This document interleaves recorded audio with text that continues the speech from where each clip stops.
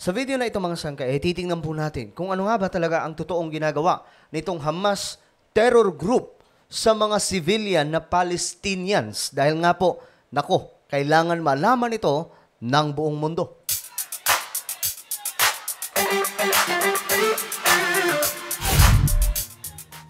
Magandang oras po mga kababayan sa lahat po ng mga Pilipino, sa lahat po ng mga solid sangkay. Maraming salamat po sa patuloy na pag-aantabay sa mga content na ginagawa natin. Bago tayo magsimula, mga sangkay, paki-subscribe po muna yung ating YouTube channel. Sa baba ng video na to, may makikita po kayong subscribe button. Pindutin nyo lamang po yan. Tapos i-click nyo yung bell at i-click nyo po yung all. Ulitin ko, click the subscribe down below, click the bell, and click all. Kung kayo nanonood sa Facebook, huwag niyo pong kalimutan i-follow ang ating Facebook page. So, ito nga po mga sangkay. Itong video na to ay para po malaman ng buong mundo kung ano po ang situation talaga na totoo ng mga civilians sa Gaza. Ito po yung mga Palestinians sa sinasabi nga po ng anak ng Hamas na pinapahirapan nitong Hamas terror group.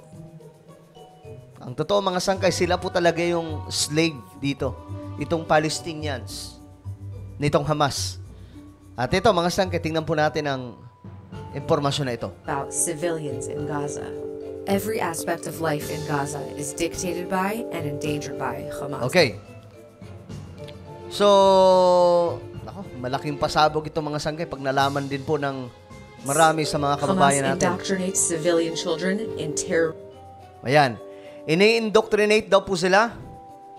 Itong mga bata pa, mga sangkay na nai-involve kaagad sa ganitong klaseng gawain. Risk training camps. Hamas seizes civilian humanitarian resources to make rockets that they fire from civilian neighborhoods. Okay. Ito yung mga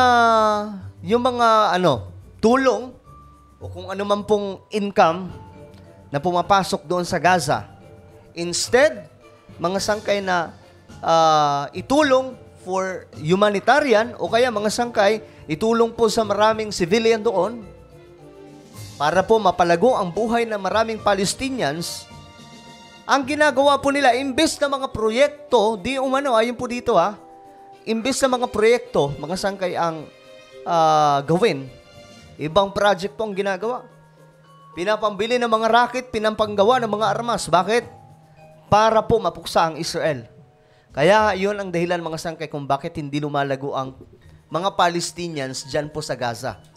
Hamas deliberately embeds itself under and inside civilian homes, schools, and mosques, desecrating these spaces by turning them into legitimate military targets. Hamas mercilessly uses civilians as pawns to carry out their stated goal. يجب أن نهجم على كل يهودي متواجد في الكرة الأرضية.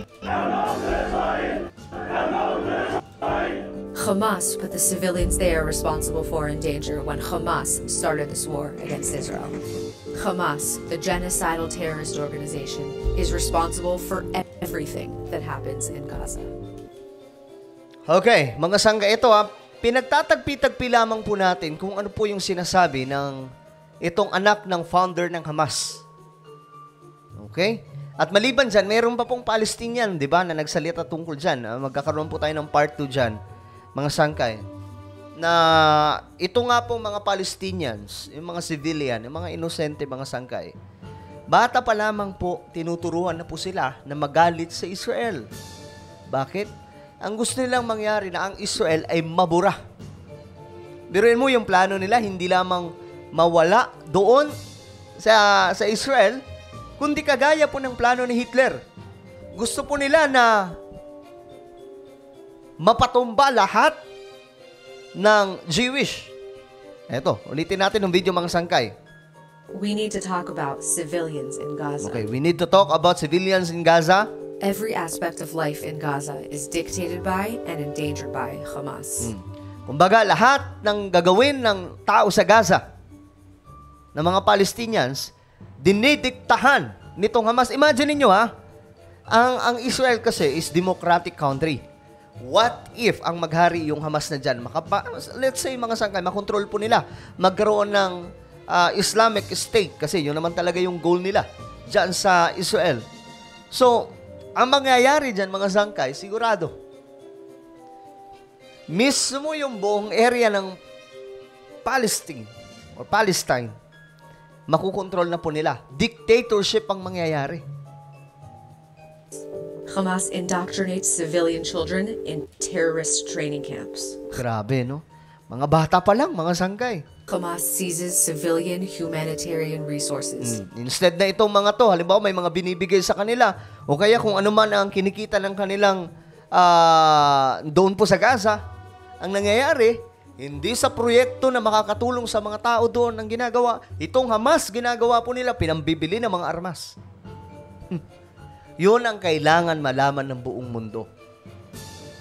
Na hindi po ito alam ng marami. Sino ba naman ako, mga sangkay, Hindi naman po ako Jewish. No? Pero, kung kanino ako maniniwala, mas maniniwala ako dito sa Israel na kung saan democratic country sila. Ibig sabihin, malaya po ang mga tao doon. Sabi pa nga mo po ng anak ng Hamas, mga sangkay, founder ng Hamas, doon maraming relihiyon. Doon malaya ang tao. Pero pag pumunta kang Gaza, nako, delikado buhay mo. So what if ma-invade? What if lang malabo naman yung mangyari. What if ma-invade nitong Hamas yung buong Israel? Hindi ang mangyayari, mga sangkay. Nako, malaking gulo yan. Magiging kagaya po yan ng, magiging kagaya po ng North Korea itong Israel kapag sila na po ang namuno. To make rockets that they fire from civilian neighborhoods. Grabe, no? Itong mga rocket, mga sangkay, ginagawa nila, mga sablay pa po yung iba. O marami sa kanila sablay. Alam naman po natin, ang Israel may Iron Dome, di ba? So, madalas daw pag nagpalipad sila ng rocket, hindi po pupunta sa Israel, kundi bumabalik po sa Gaza. Tapos, ang ginagawa po nila, itong Hamas, sinisisi po ang Israel. Kaya po may mga balita minsan na ang Israel nagpalipad daw ng rocket papuntang Gaza. Yung pala, Hamas lamang po ang may gawa. Galing, di ba?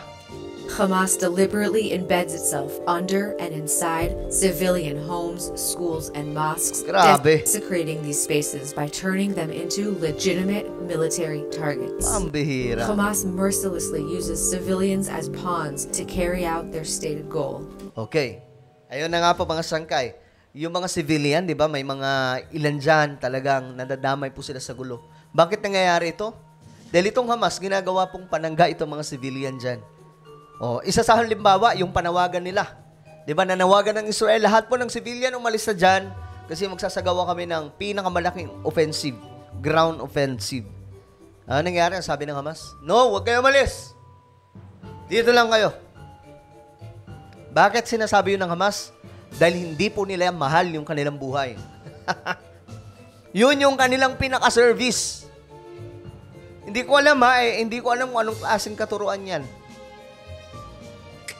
Kawawa naman po talaga yung mga civilian dito. Dinadamay po sila nitong Hamas. Ito yung message. Hamas po yan. Mga sangkay, anong message nila? Parang Hitler po yan. We must attack every Jew. Ano pa ba? On planet Earth. Yun yung kanilang goal. Sino ang unang gumawa niyan, mga sangkay? Hitler. 6 million ang pinatumba ni Hitler na Jewish. O yan, no? Basahin niyo mabuti kung anong gusto nilang gawin. Hamas put the civilians they are responsible for in danger when Hamas started this war against Israel. Diba? So, kung anong nangyayari ngayon, wala pang ibang may kasalanan kundi itong Hamas. Hindi naman sa nagsisisihan, mga sangkay, pero lahat nag-umpisa sa Hamas. Sabi pa nga po, mga sangkay, pag nagbaba ng armas ang Israel, mawawala sila, mapapatumba sila, malaking gulo. Pero kapag ang Hamas ang nagbaba ng armas, magiging payapa po ang Palestine at Israel. Ayun, mga sangkay. Hamas, the genocidal terrorist organization, is responsible for everything that happens in Gaza. So ngayon, I hope na nagets sa po ng lahat kung ano po ang ginagawa nitong Hamas, no? Ano po ang inyong opinion? Just comment down below. And now, I invite you guys, pakisubscribe itong isang YouTube channel, Sangkay Revelation. Hanapin niyo po ito sa YouTube, then click the subscribe, click the bell, and click all. Kung ano po ay magpapaalam hanggang sa muli. This is me, Sangkay Janjan. Palagi niyo pong tatandaan that Jesus loves you. God bless everyone.